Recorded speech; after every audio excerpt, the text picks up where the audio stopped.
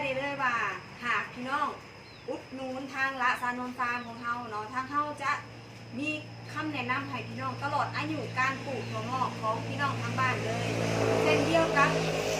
พี่น้องทางห้องกู้เมืองเวียงไซแขวงหัวพันที่เพิ่นเสื่อมันละซานนฟาร์มสั่งอุปกรณ์สุดนี้ไปปลูกถั่วงอกด้วยระบบน้ำวนอัตโนมัติ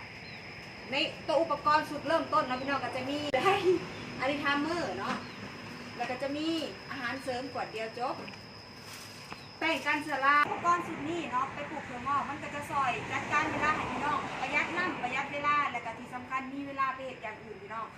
ส่วนในโต๊ะทามเมอร์เนาะทางเข้าแมนตั้งเวลาไปให้พี่น้องไปเตรียมห้อยเมื่อเวลาเขาก็จะพดน้ำเองโดยอัตโนมัติพี่น้องหน้าที่พี่น้องทั้งบ้านเพียงแต่เปลี่ยนน้ำเขามือละ1 ถึง 2 เทื่อเท่านั้นเนาะหลังจากให้อาหารเสริมถั่วงอกนั่นเองพี่น้องดังที่สัญญากับพี่น้องทั้งบ้านเนาะก่อนการส่งมอบทุกเทื่อเฮาก็จะมาทดลองอุปกรณ์ให้พี่น้องทั้งบ้านเบิ่งว่าในตัวอุปกรณ์เฮาเนี่ยเฮ็ดเวียกได้จริงบ่เนาะพี่น้องมาเริ่มกันเลยในตัวอุปกรณ์เนาะก็จะมีฝาปิดปากถังพี่น้องเด้อและในนี้ก็จะมีตะนางเนาะอันนี้ไว้ห้องก้นถังหลังจากเอาถั่วงอกลงไปแล้วเฮาก็เอาตะนางอีกสั้นหนึ่งเนาะปกในถั่วไว้เพื่อเห็ดไหน้ำเนี่ยกระจายโตได้ดีแล้วก็เห็ดไหถั่วงอกของเราได้หับน้ำเพียงพอนั่นเองพี่น้องส่วนแผ่นนี้เราก็จะมาใส่ในฝาปิดปากถังเนาะเพื่อเบรกน้ำบ่ให้น้ำมันฟงออกไปนั่นเองพี่น้องการจัดทรงเนาะพี่น้องเขาก็จะถอดอันนี้ไปเด้อพี่น้องเด้อนี่แยกชิ้นส่วนไปให้พี่น้องไปกับเพียงแต่เสียบเขาไปแบบนี้เลย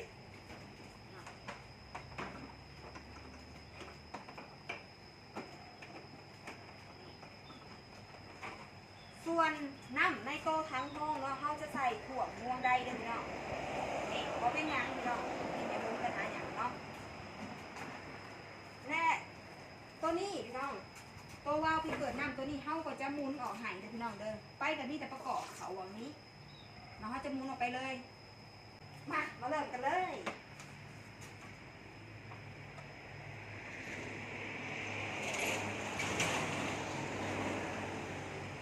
การทดลองเนาะเขาก็จะอยู่ที่ตำแหน่งออนเด้อพี่น้องแบบบาดเวลาไปใส่งานจริงน่ะอยู่ในตำแหน่งออโต้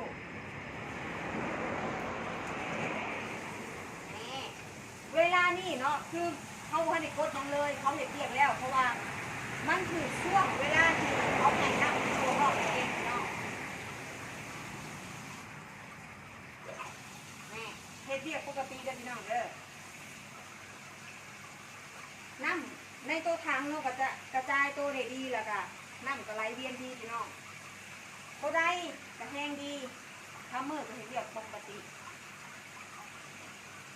หวังว่าอุปกรณ์สุดนี้เนาะจะสร้างประโยชน์ให้พี่น้องทางบ้านบ่ร้ายก็หน่อยขอบใจพี่น้องเนาะทางหัวพันธุ์ที่เพิ่นเจอหมันนักขนมตามส่งมอบอุปกรณ์ดีๆแบบนี้ในการปลูกถั่วงอกทางพี่น้องทางบ้านเนาะมีพี่มีน้องที่ต้องการอยากปลูกถั่วงอกสั่งเป็นอาชีพบ่เคยมีความรู้บ่เคยมีประสบการณ์ทางฟาร์มเฮายินดีเป็นที่เลี้ยงให้พี่น้องเป็นทางฟาร์มเฮาก็ยังจะมีในถั่วแขกดำพม่าอาหารเสริมแบบขวดเดียวจบแบบนี้เนาะแต่งกันเชื้อราสีบัวที่ควบคุมเชื้อราในถั่วงอกได้ดีเยี่ยมเลยพี่น้องไว้ตอบสนองให้พี่น้องตลอดทั้งปีเลยเนาะติดคัดบอลได้กับสอบถามกันได้เกี่ยวกับการปลูกถั่วงอกหวังว่าคลิปนี้คงจะเป็นประโยชน์ให้พี่น้องบ่หลายก็น้อยเนาะพอกันในคลิปหน้าแล้วก็ที่สำคัญกว่านี้พี่น้องเขาจะแพ็คอุปกรณ์ตัวนี้ไปส่งที่ขนส่งอนุชิตให้พี่น้องทางบ้านเลยเพราะว่าลูกค้าเนาะเพิ่นบ่สะดวกครับขนส่งดีไซน์พอกันในคลิปหน้าด้านในอุปกรณ์เนาะก็จะมีอันนี้ไดน้ำทัมเมอร์อาหารเสริมขวดเดียวจบเด้อแป้งกันเชื้อราห้าวห้องก้นถังทอส่งน้ำอันนี้ตะนางเนาะ3 แผ่นสีเขียวสีดำสีเขียว1สีดำ2 แผ่นเด้อส่วนตัวนี้เนาะอันนี้จะเป็นวาล์วที่เปิดน้ำแม่ได้ไปเลยแม่มาหันเขาตัวนี้เด้อเนาะมันจะมีหูอยู่นี้หมุนอยู่นี่เขาค่อยๆหมุนเด้อเวลาหมุนเขาเด้อแล้วเอาตัวนี้มาหลอกไว้เนาะมันจะเป็นหน้าตาแบบนี้เนาะส่วนเฮาขนส่งเขาก็จะ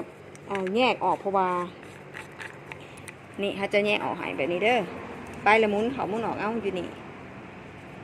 เวลาขนส่งมันจังบ่ยากจะอย่ามันหัก นะเขาก็จะใส่ไปในถังให้เลย จากนั้นเขาก็จะใส่กระดาษเพื่อเบรกบ่ให้มันเคลื่อน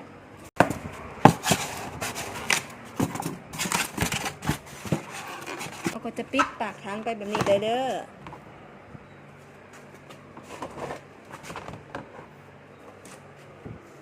นี่แบบนี้ให้เป็นนางเอกเลยแบบนี้แข่งให้เป็นนางเอกเลยประมาณนี้เด้อ